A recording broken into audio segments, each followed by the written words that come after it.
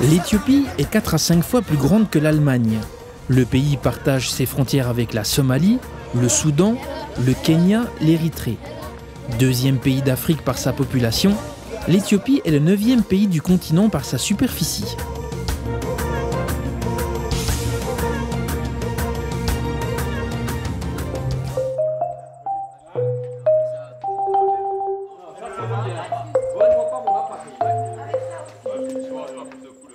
Ce qui m'a le plus impressionné, c'est la grandeur du pays.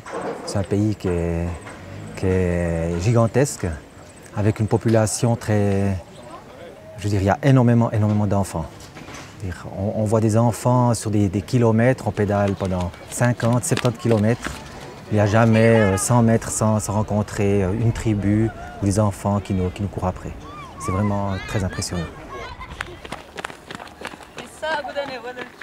Essentiellement constitué de hauts plateaux, le pays possède un environnement très diversifié, traversé par 6 zones climatiques.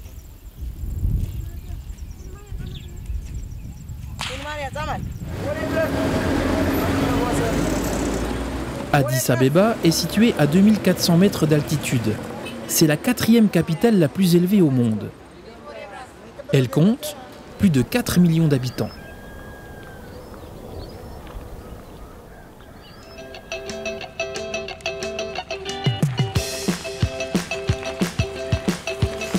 Pendant cette aventure, les participants ont observé une végétation extrêmement diversifiée.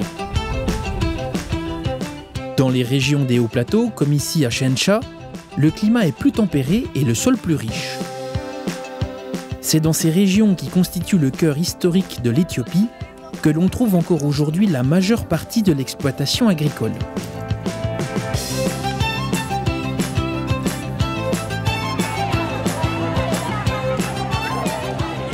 Sur le marché de Boreda, les femmes vendent leur production agricole.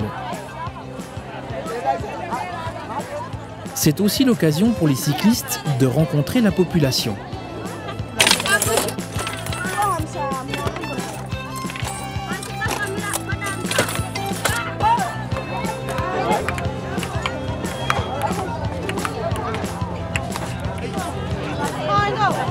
L'agriculture est le moteur économique du pays. Elle représente environ la moitié du produit intérieur brut, 60% des exportations et 80% des emplois.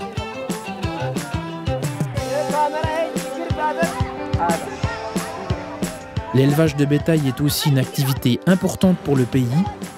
L'Éthiopie possède l'un des plus grands cheptels de bovins et de caprins du continent. Les gens ont quand même des ressources au niveau de l'agriculture, au niveau du bétail. J'ai été quand même très surprise de voir que les gens autour de leur toukoul avaient quand même des animaux. Ils arrivaient quand même à survivre malgré la situation. L'Éthiopie compte plus de 85 millions d'habitants. La population éthiopienne est majoritairement jeune et vit dans les zones rurales.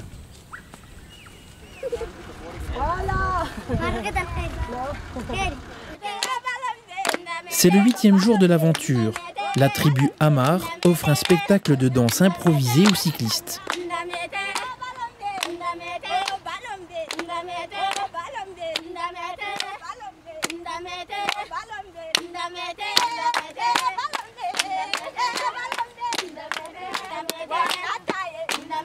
Les gens sont super sympas, tout le monde rigole. Et puis, bon, on a aussi vu comment les gens vivent un petit peu. Ça fait comme un peu triste aussi. Ils sont très modestes, tous qu'ils ont.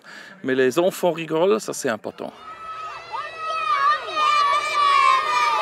J'ai été surpris en bien de voir comment ils nous ont accueillis, cette joie de vivre, les gens toujours en nous encourageant, applaudissant au bord de la route, dès qu'on s'arrête, ils nous accueillent les bras ouverts et ça c'est quelque chose que ça m'a assez marqué quand même.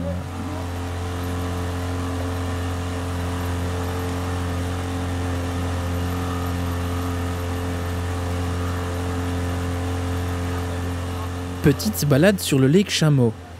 Les participants se retrouvent nez à nez avec des crocodiles et plus loin des hippopotames.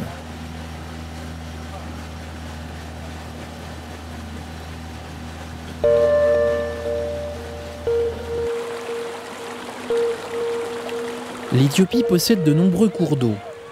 Des rivières et des fleuves parcourent le territoire, ainsi que plusieurs lacs parmi les plus importants du continent. Avec son réseau hydrographique particulièrement dense, l'Éthiopie est considérée comme le château d'eau de l'Afrique.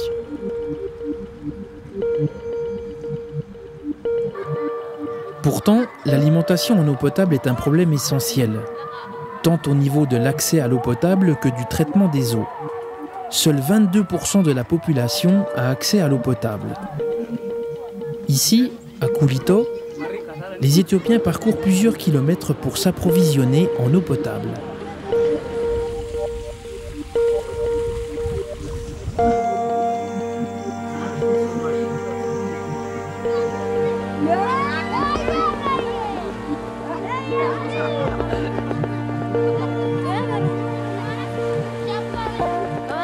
Les 2 semaines d'aventure des participants n'ont pas été rythmées que par le sport.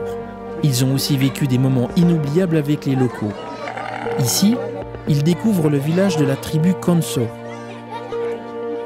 Une tribu qui vit toujours selon ses traditions, vieille de plus de 400 ans.